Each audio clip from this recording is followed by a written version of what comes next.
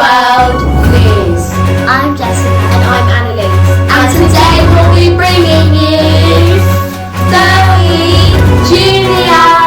Coming up today from The Week Junior, we'll be talking about this week's big news, Around the world, the big debate, and much more. Let's get started with this week's big news. This week's big news. Report into number 10 parties released. On the 31st of January, details of the report looking into parties that were said to have taken place at number 10 Downing Street, the Prime Minister's official residence, during lockdown was released. The document, which was put together by Sue Gray, has led to an investigation by the police. On the 31st of January, Gray released part of her report. She was not allowed to publish it all because of the police investigation. The Metropolitan Police launched an investigation on the 25th of January because of information that Gray gave them. The report looked at 16 gatherings in total, and 12 of these are now being examined by the police. In her general findings, Gray wrote that there was a failure of leadership in number 10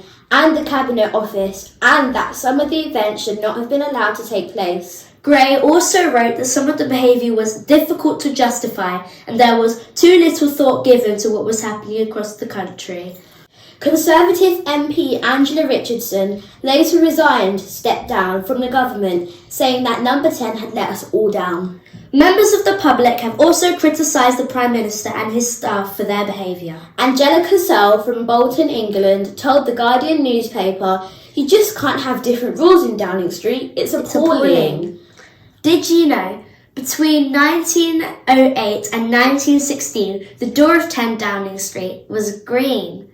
That's fascinating. I know, that's actually very fascinating. Year of the Tiger begins. Around 2 billion people all over the world celebrated the beginning of the Lunar New Year on the 1st of February. The Lunar New Year is an important event marked in countries across East Asia, including China, South Korea, Thailand and Vietnam. It is also celebrated by East Asian diaspora communities across the world. Diaspora communities are people who came from a particular nation, or their ancestors did, but who now live in other countries.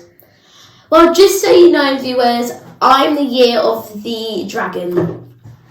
And I'm the year of the rabbit. So the year of the dragon is, so their lucky print is leopard print and lucky colour is gold. And the year of the rabbit, my lucky colour is navy blue and my lucky print is polka dot. Mass migration. More than 1 billion trips are made by people in China each year as people visit loved ones to celebrate the Lunar New Year. Around the world. Fatima, Colombia. Upside down house proves popular. An upside-down house has been opened to the public after coronavirus restrictions were lifted. Visitors can walk on the ceilings where floors should be and pose for photos with furniture above them. The house was designed by a man called Fritz Schall. A visitor said the house offers a moment of relaxation for people after the pandemic. Azaz, Syria. Cold weather hits Syrian refugees. Charities are sending blankets, food, medicines, warm clothes and water to refugees in Syria. Snowstorms have struck the region and left thousands of people who live in tents and camps struggling to keep warm and find enough food. The people were forced to leave their homes because of conflict in Syria that has lasted nearly 11 years. Well, to be honest, that is really sad for what happened in Syria, and it's a good thing that charities are sending loads of different things that they will need to help them to be safe and help them to survive through the cold weather. And also in Guatavita, I think it's really fascinating. I've never ever seen a place in this world where there's an upside down house where people can walk on ceilings and floors where they should be floors. Yeah, it's just very fascinating. The big debate. Should people be allowed to sell body parts? Some people say changing the law could help to save lives. What you need to know. It's illegal to sell human organs in most countries, including the UK. An organ is a part of your body that has a particular purpose, such as your heart or lungs. Organ donations means giving organs for free to someone who needs a transplant because they are ill. Some organs, such as kidneys and bone marrow, can be given while people are alive, whereas others, like hearts and lungs, are donated after death. There are around 6,000 people in the UK, including 200 children in need of an organ transplant. Did you know? Transplanting organs between two species, like a human and a pig, is called Xenotransplantation. Yes! 3 reasons why selling body parts should be allowed. If living people can donate parts of their bodies without harming their health, they should be able to sell them. If people want to sell an organ to help other people and be rewarded with money, they should be allowed to. The current system of organ donation means there is a shortage of organs for life-changing medical treatments. No. 3 reasons why selling body parts should not be allowed.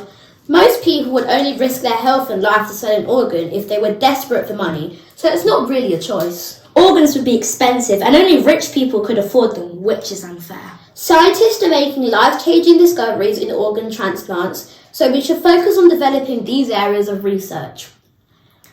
Well, I kind of think both, to be honest. I think yes, because only if people are trying to save other people's lives by selling it, that would be a good reason.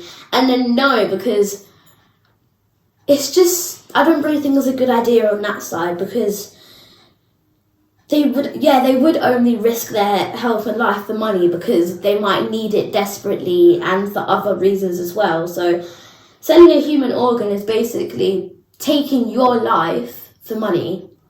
I think yes, because it's not about the money that I'm thinking yes. I'm thinking yes because it's to help other people. So if we can donate blood without dying, then we should be able to donate organs if our bodies can cope with it. Definitely.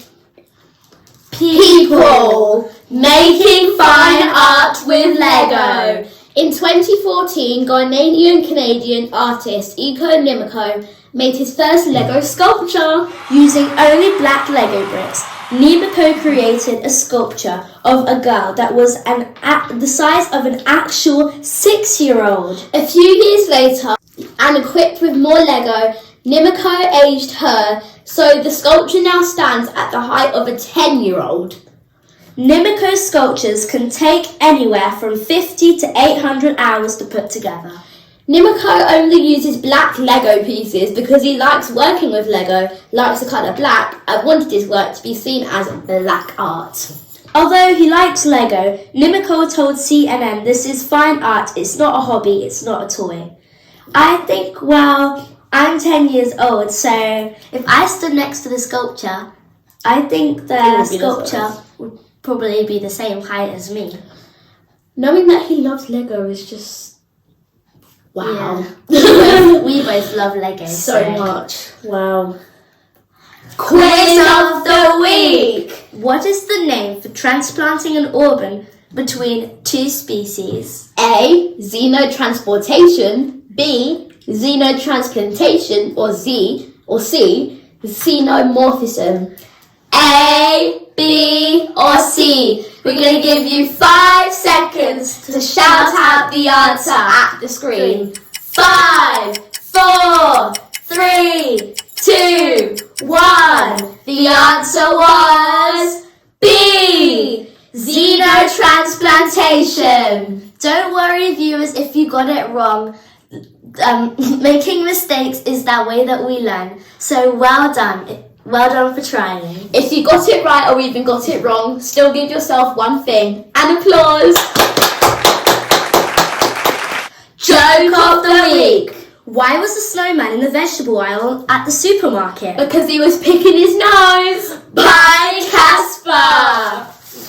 And that was J&A's World News, bringing you the week Junior. Remember to like, share, subscribe, and don't forget to hit that notification bell, so when our next video comes up, you'll be the first to see it.